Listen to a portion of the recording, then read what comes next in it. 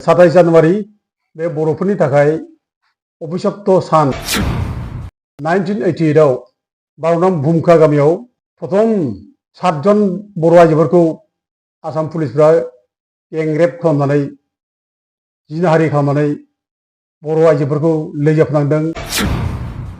बे बिटिआर सुक्ति जानायनि उनाव फरेस्टनि हाग्रा ओनसोलफ्राव मानसि बुनाय दानख्रुबनाय सोरनिबा माने बर'नि दख'ना बर' आइजोनि दख'ना खुनाय नै दाखालि तामुलपुराव बर'नि बेनार होदोंमोन। बे बेनारखौ बोख्लायनांगौ होननानै हारसा मानसिफ्रा धमकि होनानै बोख्लायहोबाय, गाहायावसो लिरनानै दोनबाय। दा दिनै बेखौ डिफेन्स बर'आ नुना नुवाखै।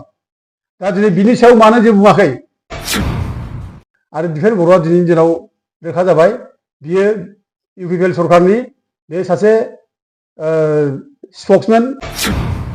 19 तारिखखालि आरोबाव उदालगुरि सान्थिफुराव प्रान्जल तालुकदार रुनिकाटानि रेन्जार बियो थांनानै बे जायगायाव न' बां सावहैबाय, बेसर सावबाय, सिबिं सावबाय, आलु लाना फैबाय, दाननो नागिरबाय मानसिफोरखौ बिरादनो दाननो नागिरबाय।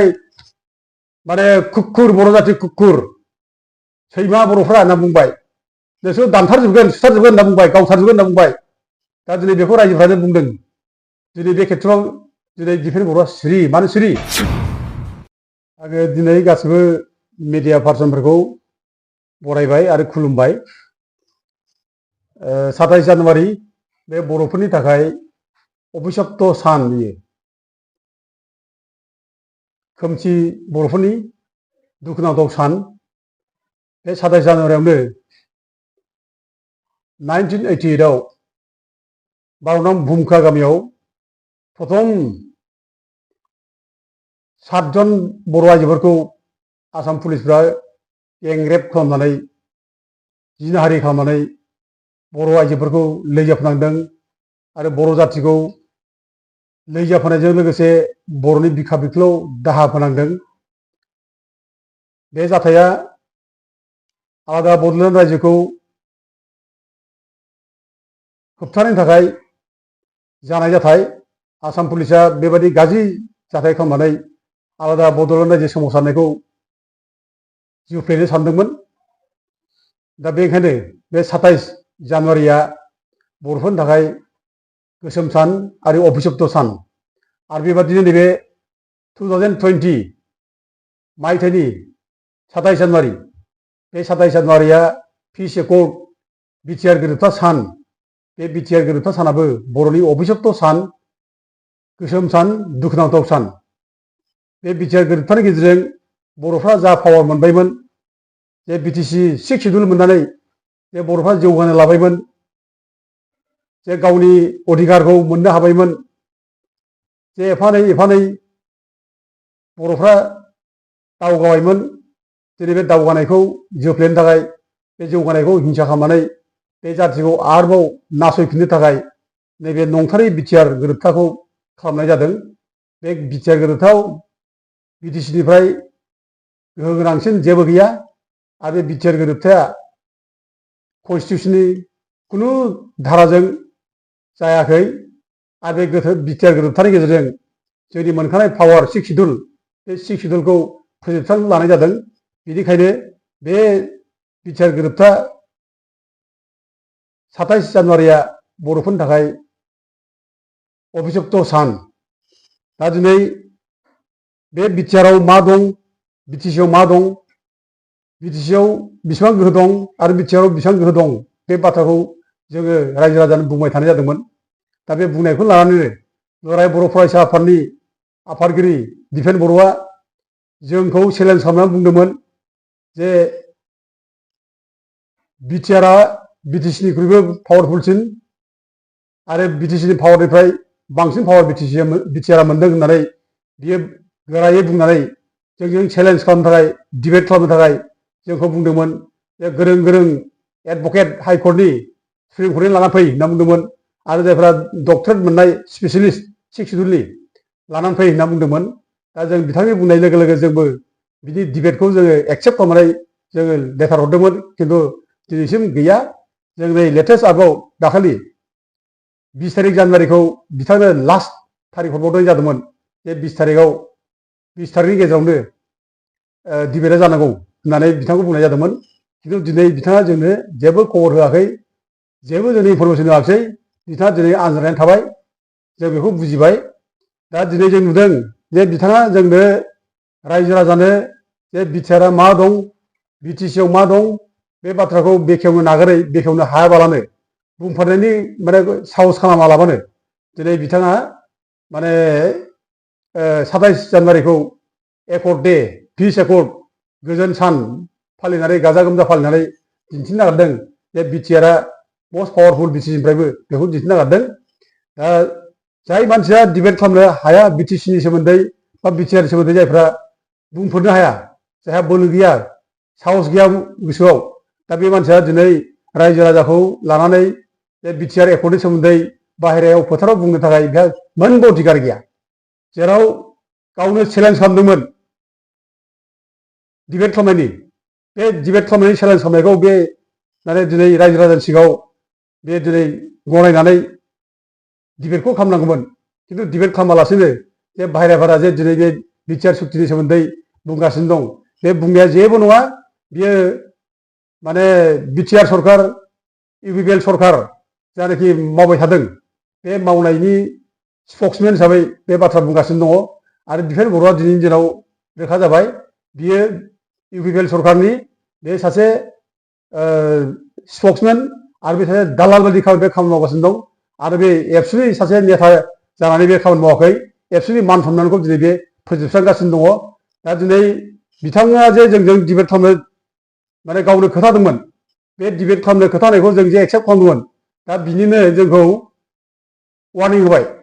संकसनिफ्राय सदियासिम एखेबारे आनसलिक कमिटिनि मानसिफोरखौ थोननानै वार्निं होबाय। माने जोङो गावजों डिबेट खालामनो मोना। माने सासे राजकुमार, बे राजकुमारजों डिबेट खालामनाया उचित नङा, डिबेट खालामनो मोना।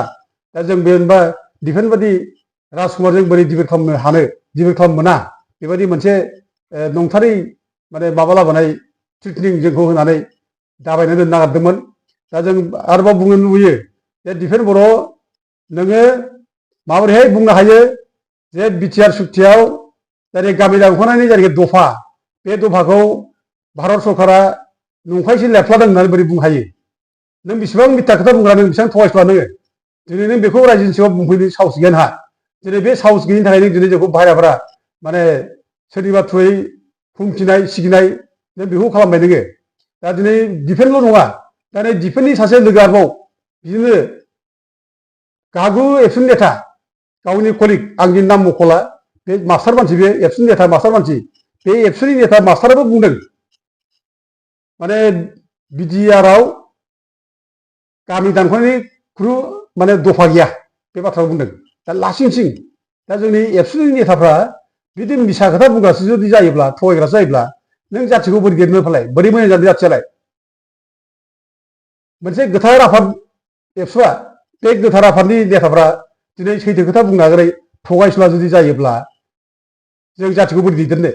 दाथ' दिनै डिफेन्स बर'आ जे थगायसुला मानसि, बेजों नंखाय खोथा बुंग्रा दिनैबो प्रमान जाबाय। डिफेन्स बर' बोरो नोंनि पिस एकर्ड खालामनानै दिनैसो रंजा खुसि नोङो बे 27 जानुवारिखौ जे एकर्ड डे फालिबाय, नों बिटिआर एकर्ड डे फालिबाय।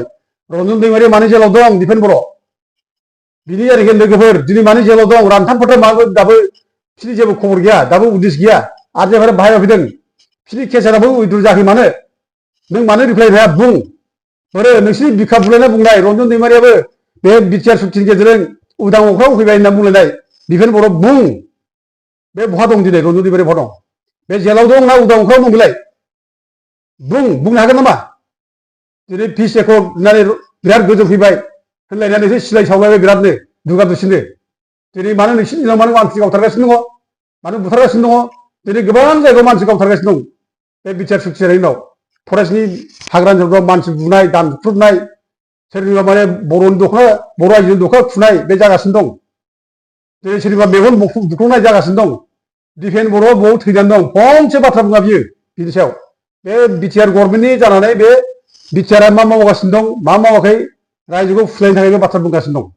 बे दाखालि तामुलपुराव बर'नि बेनार होदोंमोन, बे बेनारखौ बोख्लायनांगौ होननानै हारसा मानसिफ्रा धमकि होनानै बोख्लायहोबाय गाहायावसो लिरनानै दोनबाय दा दिनै बेखौ दिफेन बर'आ नुना नुवाखै दा दिनै बिनि सायाव मानो जेबो बुङाखै बेखौ मानो वार्निं होनो हायाखै दिनै नङै मानसिफोरखौ दिनै वार्निं होनो हायो बिसोरो सोरबा इउटिउबारफोरखौ एखेबारे बिराद आनसलिकफोरखौ बुंनानै वार्निं एखेबारे बिरादनो माबा मोनसे फिनजाथाय जायोब्ला बिनि जों रिक्स लाया होनना बुङो आरो होसोनांगौ होनना बुङो बिसोरो अन्थाइ खुबैनाय बाथ्रा बुङो बिसोरो बोखांनाय बाथ्रा बुङो बिसोरो दिनै बे जे तामुलपुराव जे बर'नि माने हांखोजों लिरनाय बेखौ बोख्लायहोबाय बेयाव बुंनो थाखाय नों बहा एक्सन दं दिफेन बर' आरो नै दाखालि जोंहा 19 तारिखखालि आरोबाव उदालगुरि सान्थिफुराव नैबे जोंनि माबाया प्रान्जल तालुकदार माने रुनिखातानि रेन्जार बियो थांनानै बे जायगायाव न' बां सावहैबाय बेसर सावबाय सिबिं सावबाय आलु लाना फैबाय दाननो नागिरबाय मानसिफोरखौ बिरादनो दाननो नागिरबाय माने कुकुर बर' जाथि कुकुर सैमा बर'फ्रा होनना बुंबाय नोंसोर दानथारजोबगोन सुथारजोबगोन होनना बुंबाय गावथारजोबगोन होनना बुंबाय दा दिनै बेखौ रायजोफ्रानो बुंदों दिनै बे खेथ्रआव दिनै दिफेन बर'आ सिरि मानो सिरि आरो बे जायगानिफ्राय दिनै गावबुरा माने जितेन बसुमतारी बेखौ हमनानै लाबाय दा जेलाव दं मानो जेल जाखो मानो फंसे बाथ्रा बुंदिया दिफेन बर'आथ' बेखौ बुंनांगौमोन रिएक्सन होनांगौमोन मानो रिएक्सन होदिया नोंनि बोलोआ बहा थांखो नोंजे एथ' बोलो गोनां मानसि एथ' माने साहस गोनां मानसि नोङो जोंखौ सिगिनो हायो नोङो बिरादनो सैथो खोथा बुंनायनि थाखाय सिगिनो हायो दम होनो हायो नोङो बे नोंसिनि सायाव सोरबा जुदि मोनसे कमेन्ट होयोब्ला बेखौ सिगिनो हायो दम होनो हायो खिन्थु नोंहा मानो दिनै बोलो गैया जाखो नोंनि बोलोआ बहा थांखो बे रेन्जारखौ मानो नों दम होनो हादिया बर' जाथि माने कुकुर बेखौ नों मानो दिनै बिरोधि खालामदिया मानो बुंदिया नों मानो एसे प्रटेस्ट खालामदिया नोंनि आनसलिक कमिटिखौ नों थोन मानो थोनदिया नोंलाय बेथ' थोननांगौमोन नोंथ' बुङाखिसै होमब्ला नोंखौ मा प्रटेस्ट होनाय जायो नोंखौ जों मा बुंनांगौ दालाय बिदियालाय नों बर' जाथिनि असे माने जाथिनि मावग्रा ना नों सोरनिबा दालालसै नों मावगासिनो दं खामानि दाथ' माने इउपिपिएल सरकारनि नोङो देवानि खालामगासिनो दं बेखौथ' रोखा रोखा नुबाय गासिबो माबाखौनो नोङो स्टेटमेन्टखौनो इउपिपिएल जानानै होबाय थायो नोङो फरायसा आफादनि होनायखौ जों नुनो थाङाखै दा दिनै अथ'जों बुंगासिनो दं बड'फा उपेन्द्रनाथ नाम लानानै बुंगासिनो दं बड'फा उपेन्द्रनाथ नाम लानायनि नोंहा खुनु जयगथा गैया बड'फानि नोंहा खुनु एबिसिडि नोंहा माने नोंनाव माने स्पिरिट गैया बड'फानि नोंहा रेसपेक्ट होननाय नोंनाव गैया दा गथिखे नोङो बड'फा नाम लानाय नोंहा अधिकार गैया बड'फा नाम लायोबा जोंहा लानायनि अधिकार दं जों बिनि स्पिरिटखौ लानानै बिनि माने जायनाखि फिलसफि बेखौ लानानै दिनै सैथो बाथ्राखौ जों बुंगासिनो दं आरो नोंसोरबादि सिगिनायखौ जों गिनाय नङा आरो बे बड'फानि स्पिरिटआ जों दं हिसाबै नोंसोर जेसेबांखि सिगिया जेसेबांखि माने बुङा मानो हुमखिया मानो बेखौ लानानै गिनाय नङा जों सैथो बाथ्राखौ बुंबाय थागोन सैथोआ अरायबो ओंखारनांगौ रायजो राजानि सिगाङाव जों नुयो जों जेरैबो जों माने जेखि जाया मानो जों सैथोखौ जों दिहुननो थाखाय जों बुंलांबाय थागोन बेखौ जोङो दिफेन बर'खौ जोङो मिथिनाय जायो दा दिनै दिफेन बर'आ माने बुंना होनांगौ जे बे जे माने माबाबाय रन्जन मोनहा दाबो गवाखै रन्जन दैमारि मोनहा मानो गवाखै दाबो माब्रै नोंसोर पिस एकर्ड खालामगासिनो पिस माने रेलि खालामगासिनो दं दिनै माबोरै शान्ति फैगासिनो दं दिनै बुंनो हानांगौ आरो दिनै मानसि बुथारलायगासिनो दं गावथारलायगासिनो दं दिनै बिनि गेजेराव नोंसोर बोरै शान्ति रेलि खालामनो हायो शान्तिया बोरै फैगो नों दिनै बर' फिसाफोरखौ गाबगु खुगु खालामनानै माने दुखुआव दोननानै नोंसोर बेयाव रंजा खुसि नों शान्ति रेलि खालामनाय बेबो बोरै गनायजाथाव जायो दिनै दिफेन बर'मोनहा बेखौ क्लियारफिकेसन होनांगौ आं बेखौ आरो खावलायहरनाय जायो